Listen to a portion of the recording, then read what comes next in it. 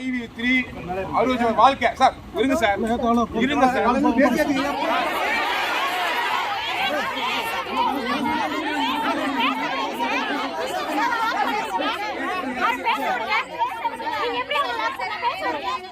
கோவையை தலைமையிடமாக கொண்டு myv3 ஆர்ட்ஸ் என்ற நிறுவனத்தை சக்தி ஆனந்தன் என்பவர் நடத்தி வருகிறார். யூடியூப் தளத்தில் இந்நிறுவனம் சார்பில் சேனல் ஒன்றும் இயங்கி வருகிறது.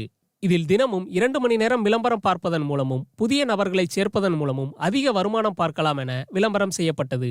அதில் 360 ரூபாய் முதல் 1,21,000 ரூபாய் வரை பல்வேறு பிரிவுகளில் பணம் செலுத்தி உறுப்பினராக சேர முடியும் எனவும், தினசரி யூடியூப்பில் விளம்பரம் பார்ப்பதன் மூலம் 5 ரூபாய் முதல் 1,800 ரூபாய் வரை சம்பாதிக்கலாம் என்றும் விளம்பரப்படுத்தப்படுகிறது. செலுத்தும் பணத்திற்கேற்ப ஆயுர்வேத கேப்சூல்கள் வழங்கப்படும் எனவும், புதிய உறுப்பினர்களை சேர்த்தால் தனியாக கமிஷன் வழங்கப்படும் என்றும் அந்நிறுவனம் கூறியதாக தெரிகிறது. இதை நம்பி ஆயிரக்கணக்கானோர் லட்சக்கணக்கான ரூபாயை அந்நிறுவனத்தில் முதலீடு செய்துள்ளதாக கூறப்படுகிறது. தமிழ்நாடு மட்டுமின்றி கேரளா, ஆந்திரா உள்ளிட்ட அண்டை மாநிலங்களைச் சேர்ந்தவர்களும் இதில் உறுப்பினர்களாக இருக்கின்றனர். இந்த நிலையில் மருத்துவர்களின் பரிந்துரையின்றி மாத்திரைகளை வழங்குவது சட்டத்திற்கு புறம்பானது எனவும், தினசரி விளம்பரம் பார்த்தால் அதிக வருமானம் பார்க்கலாம் என ஆசை காட்டி பொதுமக்களை ஏமாற்றி பெரும் தொகையை வசூலித்து வருவதாகவும் அந்நிறுவனத்தின் மீது புகார் அளிக்கப்பட்டுள்ளது. அந்நிறுவனம் V3 ஆன்லைன் டிவி என்ற பெயரில் மோசடி செய்ததாக கோவை மாவட்ட ஆட்சியரிடமும் புகார் மனு அளிக்கப்பட்டது. அந்நிறுவனத்தின் மீது சைபர் கிரைம் காவல்துறையினர் வழக்கு பதிவு செய்து விசாரணை நடத்தி வருகின்றனர்.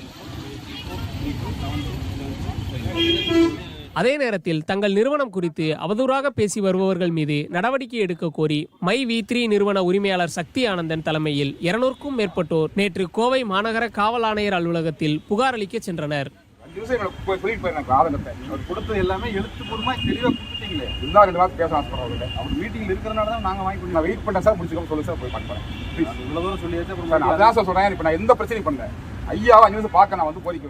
காவல் ஆணையரை சந்தித்து மனு அளித்த பிறகே கலைந்து செல்வோம் என்று சக்தி ஆனந்தன் உள்ளிட்டோர் காத்திருப்பு போராட்டத்தில் ஈடுபட்டனர். போலீசாரின் எச்சரிக்கையையும் மீறி கலைந்து செல்லாமல் தொடர்ந்து போராட்டத்தில் ஈடுபட்டதால் சக்தி ஆனந்தன் உள்ளிட்டோரை காவல்துறையினர் கைது செய்தனர். தனது ஆதரவாளர்களுடன் சக்தி ஆனந்தன் பேச முயன்ற போது காவல்துறையினர் அனுமதி மறுத்ததால் சலசலப்பு ஏற்பட்டது. myv3 அறுபது வாழ்க்கை சார் இருங்க சார் இருங்க சார்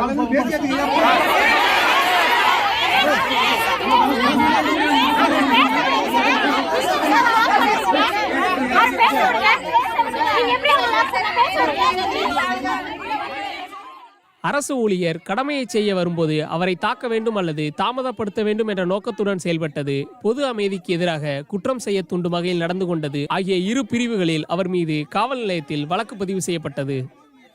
போராட்டம் பண்ணல, நாங்கள் அமைதியாக உட்கார்ந்தோம். இப்போ காவல்துறை அவங்க அரெஸ்ட் பண்ணி கூட்டு போறாங்க. நாங்கள் வச்சு நியாயமான கோரிக்கை, எந்த அநியாயமான கோரிக்கை வைக்கல. அவரு வாழ்க்கையை கெடுக்கிற மாதிரி யூடியூப் வீடியோ போடுறாங்களே, அது தடுத்து நிறுத்துங்க, அட்லீஸ்ட் கண்டிச்சு ஒரு அறிக்கை விடுங்க தான் கேட்டிருக்கோம். இந்த கோரிக்கை நியாயமானது. நீதிமன்ற உத்தரவின் பேரில் சக்தி ஆனந்தன் 15 நாட்கள் நீதிமன்ற காவலில் கோவை மத்திய சிறையில் அடைக்கப்பட்டுள்ளார். அவருடன் கைது செய்யப்பட்டு திருமண மண்டபத்தில் வைக்கப்பட்டிருந்த 180 பேர் விடுவிக்கப்பட்டனர். இச்சம்பவம் குறித்து BBC தமிழிடம் பேசிய காவல்துறை அதிகாரி ஒருவர், சட்ட ஒழுங்கு பிரச்சனை ஏற்படாத வண்ணம் myv3 ஆர்ட்ஸ் முதலீட்டாளர்கள் யார் வேண்டுமானாலும் தனியாக வந்து புகார் அளிக்கலாம். கூட்டம் சேர்த்து பொது அமைதிக்கு குந்தகம் விளைவிக்க கூடாது. மாநகரத்தில் கூட்டம் சேரும் பகுதிகளில் காவல்துறை பாதுகாப்பை அதிகரித்துள்ளோம் என்றார்.